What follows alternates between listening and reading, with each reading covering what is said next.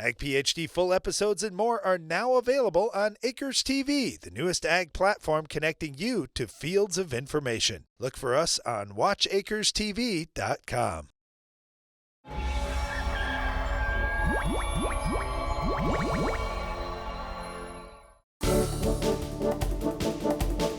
During our Farm Basics time today, we're going to talk a little about record keeping on the farm and EPA registration numbers for pesticides. Well, when farmers are spraying, they are using a lot of different products out there, and they have to keep track of that.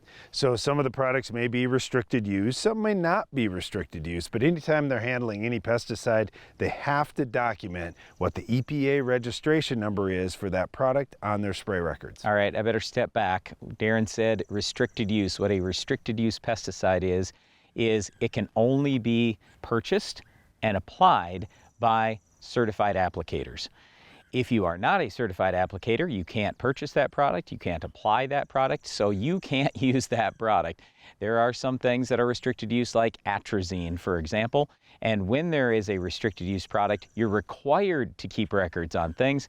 But quite frankly, as a farmer, we're just always going to suggest whatever you spray on the farm, you always keep a record of that, because you just never know what's going to go wrong or what's going to go right. And you want to be able to look back and say, okay, what did I spray? What rate did I use? When did I spray that? And try to piece things together to figure out, is this good? Is this bad? And what are you going to do in the future? You know, part of the challenge of all this, and you say, oh, that's pretty simple. We document the EPA registration number, among other things, as we're putting a product on.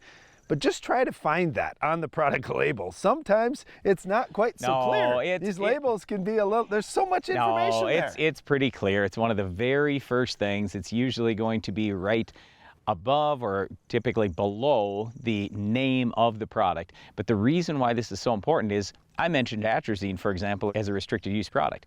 Well, I don't know how many companies there are that make it. It feels like there are 100.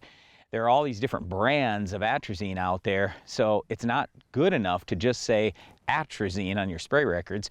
You are required, with these restricted use products especially, to put down the EPA registration number, so you know which manufacturer it was, which formulation of atrazine it was, and that way everybody can be on the same page. You can look back at the records later and go, oh, it was that specific atrazine, that's the one I used. Well, there are a lot of things to know as a farmer, and knowing how to spray an insecticide or a herbicide or something like that out on your farm is one thing, but documenting and recording that is another. Yeah, and as far as these spray records that we're talking about, you can talk to your local retailer. Chances are they're going to be able to help you out if you're wondering what things you have to put on the spray records. But one thing's for certain, you got to put the name of the product you're spraying and the EPA registration number. Those are the first two things that should be listed. Well, one target weed you may be out spraying for is our Weed of the Week. Can you identify this week's weed?